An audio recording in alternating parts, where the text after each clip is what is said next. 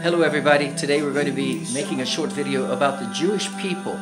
Through my career, I've had an amazing and wonderful opportunity to travel to 22 different countries, and my absolute favorite, Israel. I don't know why, but I've always had a wonderful affiliation and love and appreciation for the Jewish culture and the Jewish people. And of course we do have Jewish blood back in the Heller line, so that could be as well as a reason.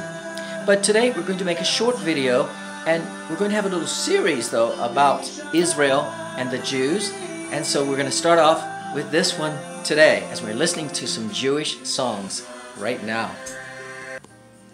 The Jewish people are a very small people in comparison to other races or ethnic groups or nationalities of the world. There are only about 14 million Jews in the whole world, and we have about 7 billion people. Just to give you a comparison, there are about 300 million Americans, or people that live in the United States. 300 million. There are only 14 million Jews on the entire planet.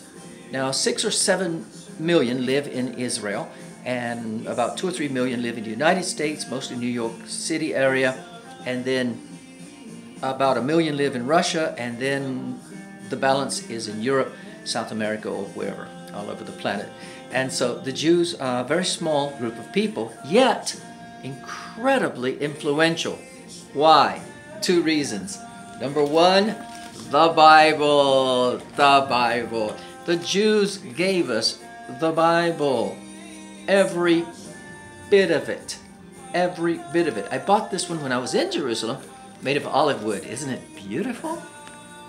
And so it's very tiny, but it's in the entire Bible. Of course, to the Jews, their Bible is only the first half of the Christians, and the Jews call it the Tanakh, of course, but the Christians call it the Old Testament.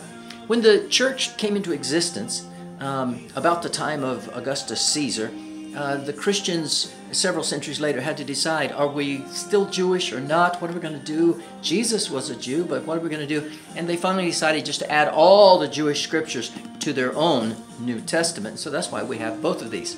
Now that was the first reason, and that's the Bible. What's the second reason?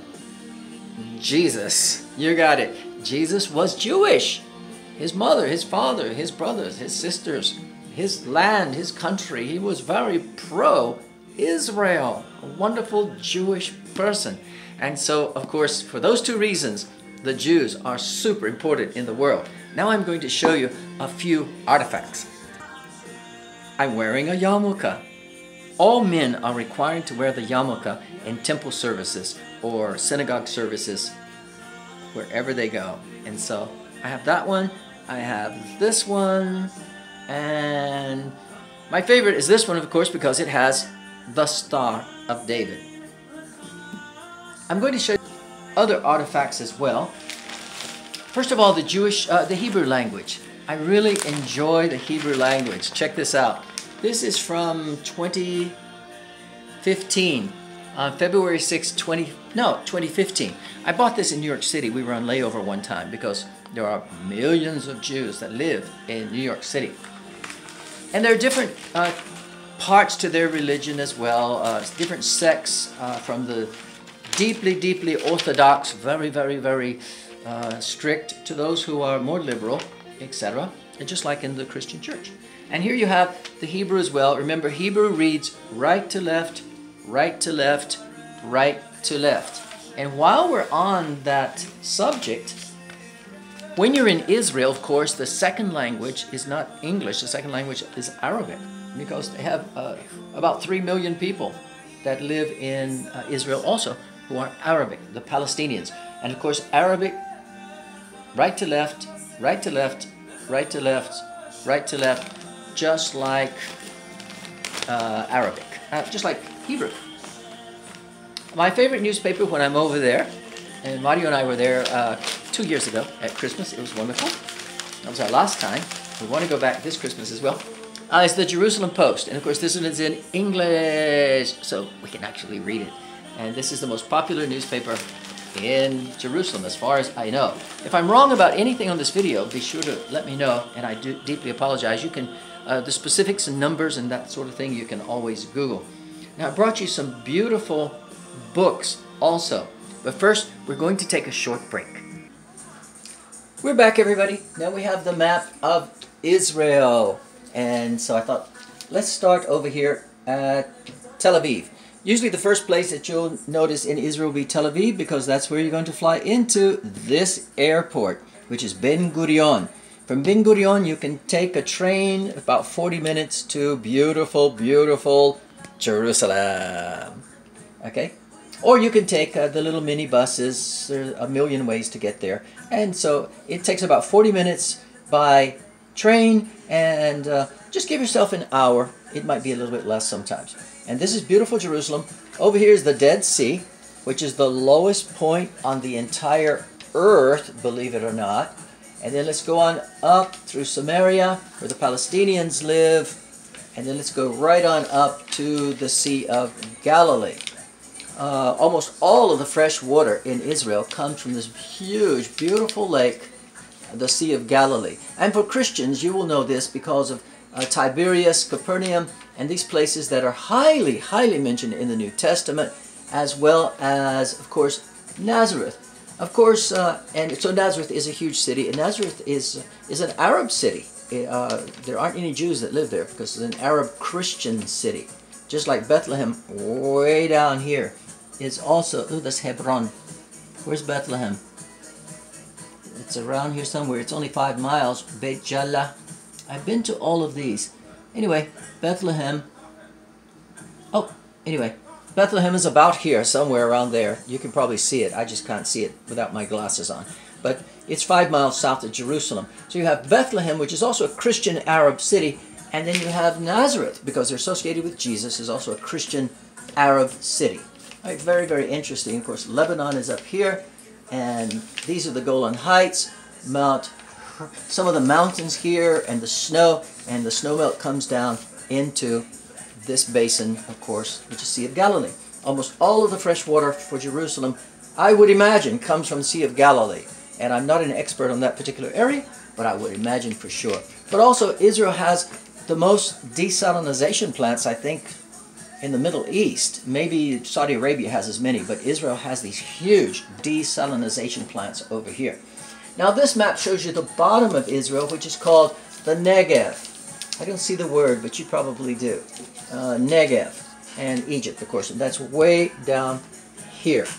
And the most important city is Beersheba, right here, which is in the Bible as well. A very, very important city there.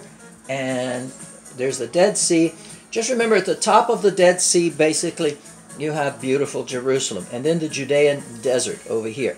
On this side of Israel, in the Central Highlands, I guess they call it, or the central area anyway. It's highly productive, it's beautiful. Up here, it's very green and nice. And then down here, it starts getting a little bit drier until it comes to the Judean desert. And then, of course, the further south you go, the more desert. So this has been just a short review of the beautiful map, the map of beautiful, beautiful Israel. Now, in this part of the program, we want to move on to something very important, and that's the Siddur. They have a prayer book, just like the Catholic Church, the Episcopal Church, not the Protestant, the other Protestant churches, but Episcopal, Catholic, and of course the Jews. The Jews have a Siddur, and in the Siddur, they will have in Hebrew and in English. Well, depending on where you are, but the one I have here is English and Hebrew, and this will really help you to learn Hebrew as well. But this is their prayer book, so it's the service that they have, or the different services for funerals, for, of course, every Friday night, which is Shabbat, singing and adoration, and is wonderful, and you would enjoy it. In most synagogues, you're certainly welcome to go. The services start sundown, exactly at sundown on Friday evenings, and non-Jews are certainly welcome to go, except on high holy days. You just have to ask them about that. Of course, it's their religion, and so they have a right for however they want. The most holy day of the year in the Jewish calendar is Yom Kippur. Yom means day, and this is a day of atonement. And it's better that you Google it, because I'm certainly not going to go into all the details. But I bought these wonderful little children's books because, especially for a person that was not raised in the Jewish synagogue myself, I'm able to understand it because it written for children. And this is the Yom Kippur, the Day of Atonement. It occurs usually in sometime in about late September or October. And this is Sukkot. This is another very important holiday of the Jews. And in this one, this is exciting. This is when they build these little tents, these little porchecitos outside of their house, and they camp out in them because it reminds them of when they fled from Egypt and they had to remain in the desert for 40 years. It was amazing. This one is really cute. This is the Shema. The Shema is the most important verse in the Bible to the Jews, and that's Deuteronomy 6:4. Shema Yisrael Adonai Lochenu Adonai Echad, which means, Hear, O Israel, our God is one. And they emphasize God is one because, you know, the nations, most nations of the world have many gods, etc. Even in the Christian church, you know, they have the Trinity and that sort of thing. So it's kind of confusing to, and the Catholic Church has the Virgin Mary, so it's very confusing to the Jews. And of course, in the ancient times, the Egyptians, of course, had a plethora of gods.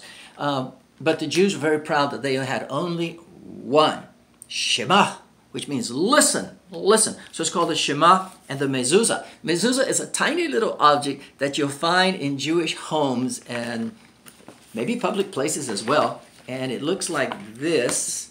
It's a tiny little thing that they place on the right lintel of the door, the right side, and they kiss it, and it has the Shema written on the inside, Deuteronomy 6:4. Be sure to Google that because that you will enjoy learning more about that. Let me see if I have any more surprises for you. I love the Tanakh, or the Old Testament, and I wrote a book on it. It's not published, and it's not even for sale. This is just a prototype, but I really, really enjoyed. I took all the 969 chapters of the Old Testament, and I wrote a chapter by chapter by chapter summary of every single one of them. And it was a lot of fun. And of course, this one's in English. I have it in English and Spanish. But I haven't decided whether to publish it or not. There's so much written on the Bible. I don't know if I will do it justice. So we're still thinking about that. This is a little pamphlet that I picked up in Bethlehem. And you see Belén in Spanish there. And it gives you the outline of the church. Now, the most important church in Jerusalem itself, as far as the Christians are concerned, of course, is the Church of Holy Sepulchre, because the last week of Jesus' life was there in beautiful Jerusalem, and we call it the Holy Week, or the Week of Passion, where Christ actually was crucified and was buried. And they have him. They have those items built. Contained within the Church of the Holy Sepulchre. And so that's there, and it's absolutely breathtaking. I've been there many times. It's really, really wonderful. It's huge, huge, huge. Built originally by Emperor Constantine. His mother, Helena, was a Christian. He probably really wasn't a Christian. There's a lot of historical debate. But he did make Christianity the official religion of the Roman Empire. But his mother apparently was a true blue Christian, and so she wanted to find the places associated with Jesus in the Holy Land and all of that. Well, we've had a wonderful time coming with you today. Remember that we also have our Clark Van Heller YouTube channel, and Mario and I were in Israel. The last time was December 2018. We'd love for you to see our little film that we have over there as well. It's a lot of fun. I'm going to run just a little bit of our film for you when we were in Israel the last time. It was really wonderful. I mean, we saw things that just, as many times as I've been there, every single time, not only do I love the people, the food, even the weather is great, particularly if you go in the springtime or the wintertime.